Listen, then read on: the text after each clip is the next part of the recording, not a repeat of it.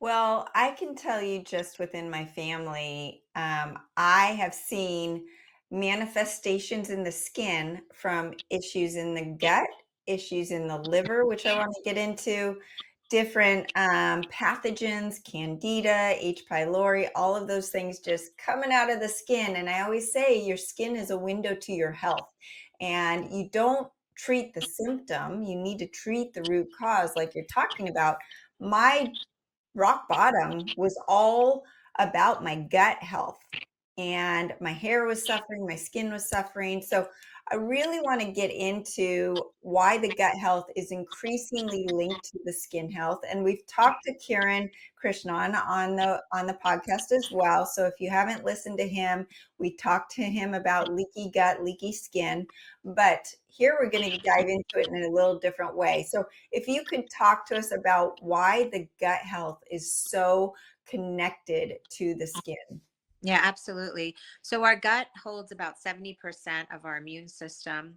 And really, the immune system is so tied to everything in the body. Everything is connected on a cellular level, but specifically the immune system. And the gut and the skin are both interfaces to the outside world. So we are constantly being exposed to things externally in our environment that are damaging our skin, but we also have those same environmental factors that are entering our gut.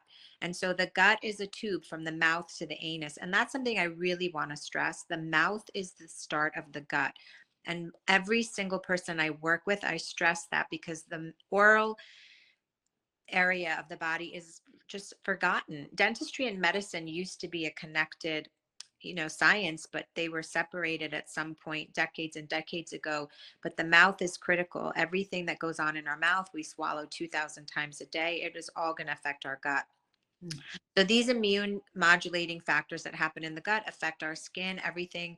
It's like a bidirectional pathway. So we have this nerve called the vagus nerve, and it pretty much runs down past our, neck into our gut and innervates almost every organ down the line.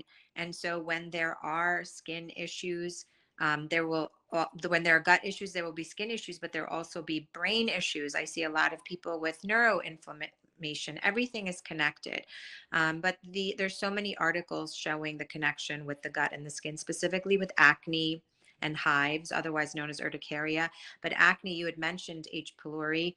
They did studies where they compared 100 people with acne versus 100 without, and there were definitely higher levels of H. pylori that related to the severity of acne, as well as candida and sometimes even parasites.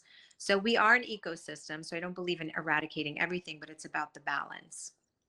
It's amazing because I actually have one child through high school. Her skin was breaking out so bad, but when you looked at it, it wasn't just acne, it was candida. And it was all over her skin out here. But if it's out here, imagine what it's like in the body. There's this overpopulation of candida. Now, all of us have some of these bugs, right? But they're in a good balance with the good guys in our gut. um, what happens when these gut bacterias or these pathogens kind of take over the good guys? Yeah, so the story is a lot deeper too. So, our body is a terrain.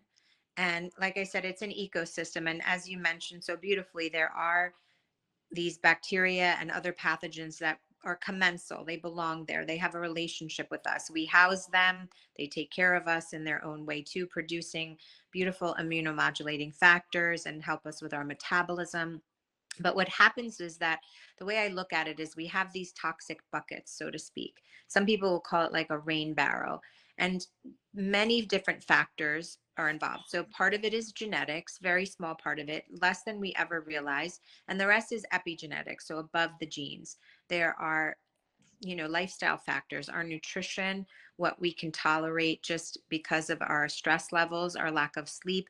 So there are many like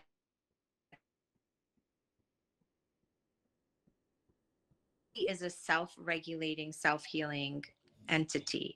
It is innately able to do hundreds of thousands of functions every second without our voluntary control. And what happens is when we just become out of balance through various lifestyle factors, and then that little percentage of genetics, we throw everything off. And the good guys, there are soldiers, and they're doing our best. Our body's never working against us, Sarah. And that's what I always want to remind people. It's always working for us. And the symptoms are just the stories that we need to pay attention to.